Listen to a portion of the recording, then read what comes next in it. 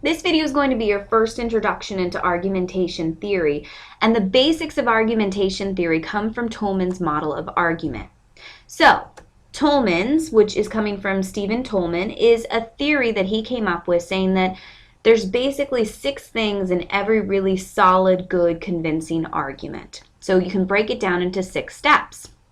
The first one is claim, second one is data, third one is warrant, and these steps in particular are very important: backing, qualifier, and rebuttal. So right now I'm going to be covering claim, data, warrant. I'll get to backing, qualifier, and rebuttal in a second, but these 3 steps are the most important part of an argument. They're really the foundation on how to create one. So let's start with claim. Claim is really kind of your argument, right? The reason for the position that you're on. It's not, however, the actual position. So if you're just like, oh, I'm pro or con on this, that's not your claim. It's more beyond that. It's what you're trying to convince your audience of, the reason for your argument. You can kind of think of it like an insurance claim, right? You're writing in for why you should get money or why you should be reimbursed for something. It's an argument you're trying to make. Now, a claim cannot be obvious. If it's obvious, there's no point in arguing about it. And it can't be a fact or a piece of data. So keep that in mind. So let me give you an example. If your position in the debate is that you're arguing mandatory attendance is wrong, this isn't a claim. A claim has to be a reason for that position. So for instance, claim that hurts students with demanding lives and workloads. Now this isn't a fact. I would still have to prove it, but it is a reason. It's an argument. That's what we're looking at with claim. Now, once you have your claim, you have to back it up with data. So data is going to be the evidence or reason that you can actually argue this. It has to prove the claim is true, and you want strong evidence that is connected directly to your claim. I know that might seem obvious, but there's a lot of times I find that students don't have evidence that directly connects. So here's an example. Speech communication is the most important class you will ever take. So this is a claim because obviously it's not a fact and it's not a piece of data, it's an argument. And then I would back it up by using this study that I found from Forbes.com, looking at the top 5 classes you can take to make you employable, and of course one of them is speech communication. Keep in mind, data is really important because without this, my claim really means nothing. I'm just saying something, but I don't have anything to prove it with. Now, once you come up with your data, you then want to go to the 3rd step of warrant. This is going to connect your claim and data and really kind of round out the entirety of your argument. So if you have claim, communication is the best class to take. We already talked about what the data is. The warrant is then going to build upon that. So sometimes what students will end up doing is they'll just repeat the points that they said. Warrant should build on what you already have. So it will make you more marketable to take a communications class, right? I'm putting those 2 things together. So I really like to think of warrant as kind of like a mathematical equation. You start with your claim, you add on your data, and then that equals your warrant, which is kind of the entirety, like I said, of your argument. Let's look at another example. So here's a statement: Congress should ban animal research because animals are tortured in experiments that have no necessary benefit for humans, such as the testing of cosmetics. The well-being of animals is more important than the profits of the cosmetics industry. See if you can identify what this is. Okay, so I gave you a second to do that. This is actually all 3 of the steps. So right here we have your claim, right? They should ban animal research. Then you're saying why. Now notice this isn't statistical data, this is a reason, and that's still okay. I'm going to talk a little bit more about why this is okay when we get to backing, which is the 5th step. And then of course we end with our warrant. The well-being of animals is more important than the profits of the cosmetic industry. So those are the first 3 steps. Let's now talk about the other steps that I mentioned: backing, qualifier, and rebuttal. So backing is actually just additional support for the warrant. So remember when I said with that earlier point, it doesn't always have to be evidence, because sometimes you can add on additional evidence later on in your argument. So you may just want to start with a reason and data and then move to statistical evidence in your backing. Like I said, additional evidence, but it's not always necessary. So backing is really just where you can add more evidence to further the claim that you're making and to further add to your data. The next step is qualifier, and this is really important in recognizing that the statement that you're making may have some discrepancies or there may be some issues. You can't say that it exists in totality.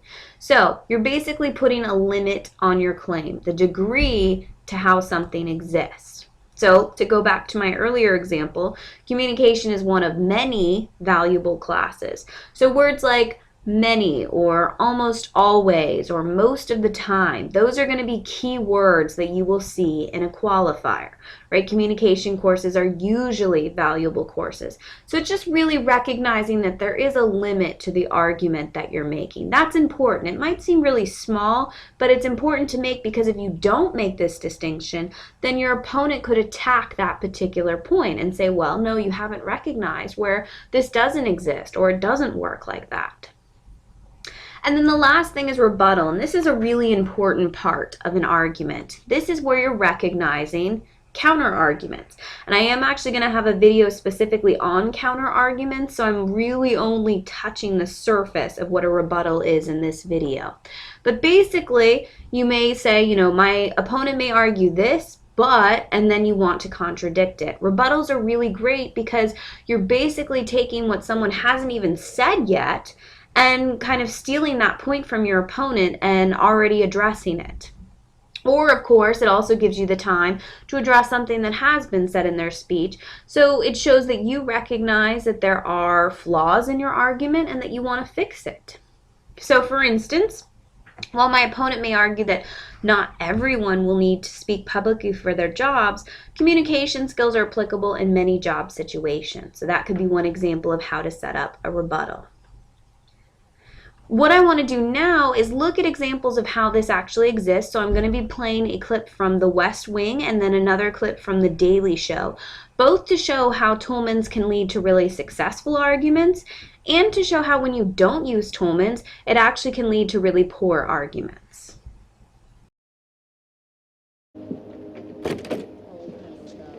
Hi, I'm sorry. Hello. Sorry to be late. Not a problem. I'm CJ Craig. Of course you are. I'm Dr. John Fallow. This is Dr. Cynthia Sales and Professor Donald Huke. Hugh? Huke. Okay, and you are the Organization of Cartographers for Social Equality. Well, we're from the OCSE. We have many members. How many? 4,300 dues-paying members. What are the dues? $20 a year for the newsletter. Let's start. Wait, I want to see this. This is Josh Lyman. Indeed you are. Josh, this is Dr. Fallow, and Hi. his merry men. Yes. Should we begin? Yes.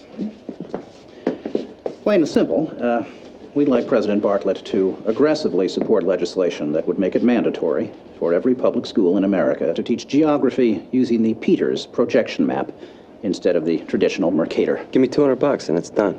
Really? No. Why are we changing maps? Because, CJ, the Mercator projection has fostered European imperialist attitudes for centuries and created an ethnic bias against the Third World. Really? The German cartographer, Mercator, originally designed this map in 1569 as a navigational tool for European sailors. The map enlarges areas at the poles to create straight lines of constant bearing or geographic direction. So it makes it easier to cross an ocean. But Yes. it distorts the relative size of nations and continents. Are you saying the map is wrong? Oh dear, yes. Look at Greenland. Okay. Now look at Africa. Okay. The two land masses appear to be roughly the same size. Yes. Would it blow your mind if I told you that Africa is in reality 14 times larger? Yes? Here we have Europe drawn considerably larger than South America. When it's 6.9 million square miles, South America is almost double the size of Europe's 3.8 million. Alaska appears 3 times as large as Mexico, when Mexico is larger by 0.1 million square miles. Germany appears in the middle of the map when it's in the northernmost quarter of the Earth. Wait. Relative size is one thing, but you're telling me that Germany isn't where we think it is? Nothing's where you think it is. Where is it? I'm glad you asked. The Peters projection. It has fidelity of axis. Fidelity of position. East-west lines are parallel and intersect north-south axes at right angles. What the hell is that? It's where you've been living this whole time. Should we continue? Uh-huh.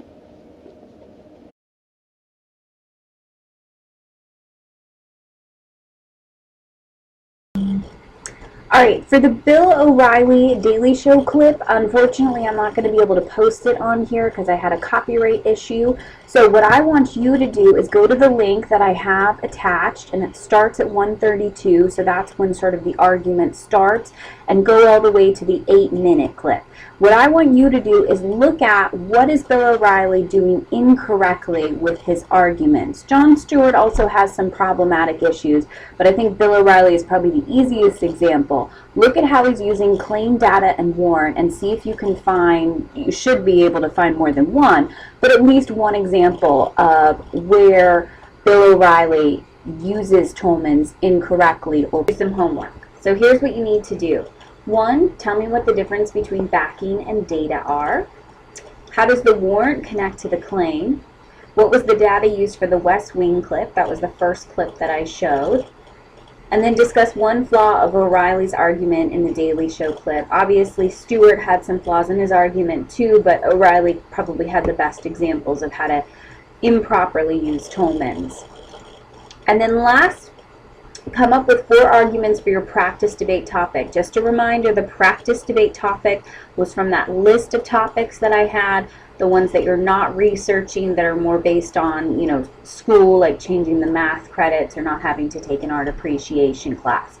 So you'll have to come up with at least 1 rebuttal too, and 1 argument should have a qualifier. So an example, you'll have 1 argument, claim, data, warrant, and remember you're doing 4 of these. So it's not just, oh, I have claim, I have data, I have warrant, that's 3, and then I add in a rebuttal, that's 4. No, you're doing this, and then you're repeating it 4 different times. All right, that is it.